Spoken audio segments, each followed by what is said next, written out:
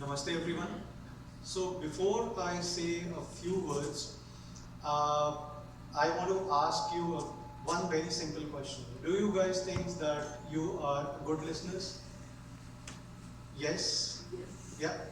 Okay, so I just want very few minutes of yours and to say some things which are very important on today's date. So today I'm going to say uh, a story about my friend. So my friend, she is in Delhi. She was a student just like me. We studied together in the same school, same class, and we passed out from school from the high school together. So this was around 25 years back. Now, in the past 25 years, probably after clearing the school, high school, we have met just 2 to 3 times.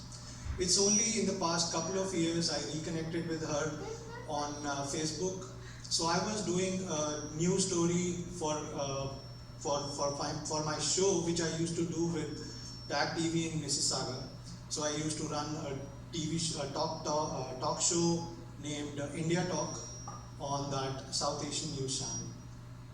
So when I reconnected with her, I got to know a lot of things about what happened in Kashmiri with Kashmiri Hindus. She was a Kashmiri Hindu, and for so many years I never knew about it. When I heard those stories, when I read news articles, when I read news stories about what has happened in those days, it really shook me. So I did a story with her father, who was a police officer in late 1980s and early 1990s in the region of Kashmir. But why am I telling you all this? And that too today? Because I think telling her story is more important today than on any other day of the year. On January 19, 1990, Kashmiri Hindus were forced to leave their homeland, and they were asked to leave their homes, and the fundamentalists, the religious fundamentalists and the Islamists took over the nearby mosque in Kashmir. The loudspeakers blazed with slogans such as either you leave, you convert, or you die. That was the option which were given to Kashmiri Hindus. They were so they were given this was the only choice. Men were told to leave their women and daughters behind if they want to survive. I think my friend's story is important to tell here because she was probably one of the very few ones who got lucky, and they got they were still alive, and they moved to Delhi, and of course the life went on and on. So it is important to know about all the atrocities which Kashmiri Hindus have gone through during these years.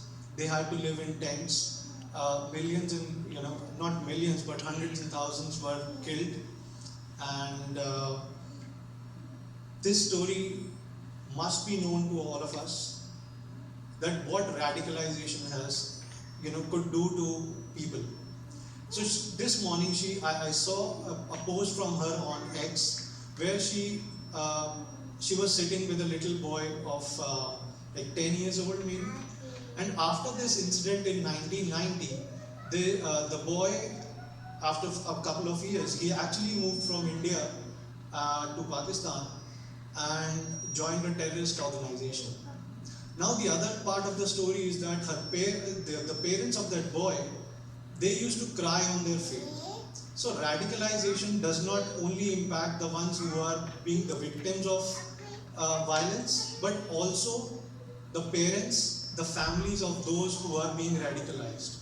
So I think that this moment in time, after 35 years of that incident, we should still remember all those people who have lost their lives.